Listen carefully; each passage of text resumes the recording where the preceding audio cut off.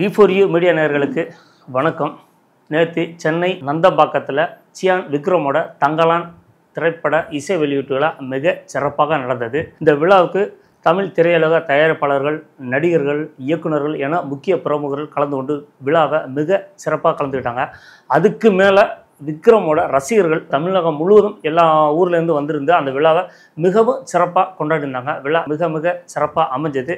தங்கலான் வரும் ஆகஸ்ட் 15ஆம் தேதி ரிலீஸ் ஆகுது. இந்த படத்தை ஸ்டுடியோ ஸ்கிரீன் ஞானவேல் ராஜா தயாரிச்சிருக்காரு. இணைந்தே நீலம் ப்ரொடக்ஷன் அதில் முக்கிய பங்கு வைக்கிறாங்க. கதை திரைக்கதாசனம் எழுதி ரஞ்சித் இயக்கியிருக்காரு. ஜிவி பிரகாஷ் இசையமைச்சிருக்காரு. கிஷோர் குமார் கேமரா ஒர்க் பண்ணியிருக்காரு. ஆர்கே சில்வா எடிட்டிங் பண்ணியிருக்காங்க. படத்துக்கு மக்கள் மனசில் மிகப்பெரிய எதிர்பார்ப்பு காத்திருக்கிறது. எல்லாம் ஆவலாக இருக்காங்க. ஏன்னா இந்த படம் தமிழக மக்களின் வாழ்வாதாரத்தை ஒரு சொன்ன படமாக தான் பார்க்க முடியுது.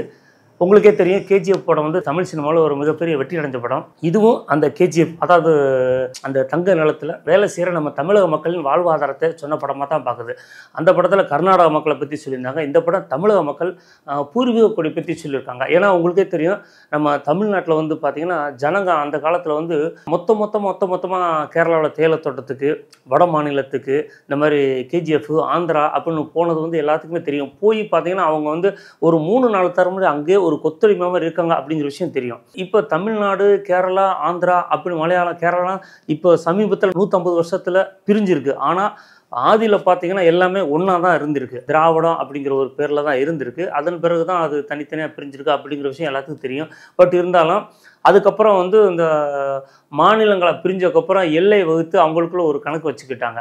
ஸோ இப்போ கர்நாடகத்தில் வந்து பார்த்திங்கன்னா அந்த கோலார் தங்கம் வயலுங்கிறது வந்து தமிழகத்தை சேர்ந்தது அப்படின்னு ஒரு கணக்கு சொல்லியிருக்காங்க. ஸோ அதை தான் அந்த படத்தில் சொல்ல வர்றாங்கன்னு நினைக்கிறேன்.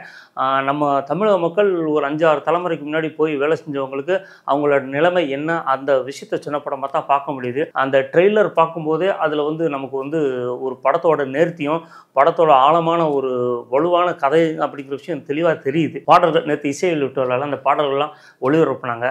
ரொம்ப சிறப்பாக இருந்தது. லானே தங்க லானே வெள்ளுவானேங்கிற பாடல்லாம் வந்து பார்க்கும்போது லானே தங்க லானே வெள்ளுவானே ஆதியே லானே தங்க லானே வெள்ளுவானே ஆதியே. அதாவது நமக்கு ஒரு உடம்புக்கு ஒரு வைப்பு வரும் பார்த்தீங்களா, அந்த மாதிரி ஒரு வேகத்தை கூட்டுற மாதிரி அந்த பாட்டை பார்க்க முடியுது.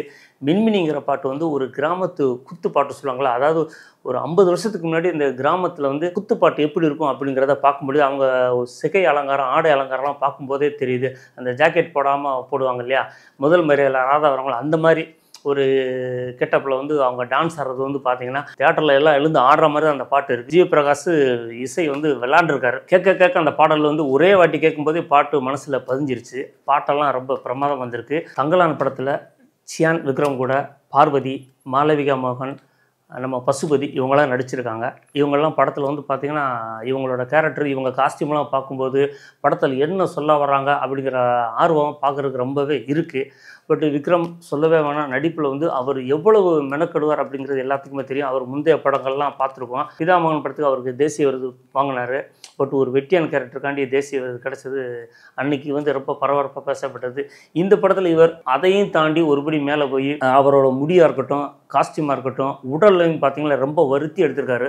ஸோ இந்த படத்துக்கு நிச்சயமாக படம் எவ்வளோ பெரிய கலெக்ஷன் வியாபார ரீதியாக வெற்றி பெற்றாலும் விருது நிச்சயமாக அந்த படத்துக்கு இருக்குன்னு படக்குழு நம்புகிறாங்க. சினிமா ரசிகர் நாங்கள்லாம் ஒரு யூகிக்கிறோம். நிச்சயமாக இந்த வருஷம் அவருக்கு தேசிய விருது நிச்சயமாக இருக்குன்னு நம்புகிறோம். ஏன்னா நடிப்புக்கு சியான் விக்ரம் அவ்வளோ முக்கியத்துவம் கொடுத்துருக்காரு. சில வருஷமாகவே இதுக்காண்டி தன்னை அர்ப்பணிச்சிருக்காரு. அந்த அர்ப்பணிப்புக்கும் அந்த கடுமையான உழைப்புக்கும் நிச்சயமான பலன் இந்த படத்தில் நிச்சயம் கிடைக்கும். ஆகஸ்ட் படம் 15 ரிலீஸ் ஆகுது. தியேட்டரில் அந்த படத்தை பார்த்து மக்களோட நம்மளை கொண்டாட தயாரிக்கும். தங்கலான் நிச்சயமாக மக்களோட மனசில் தங்குவான் அப்படின்னு தான் நம்ம சொல்ல முடியும்.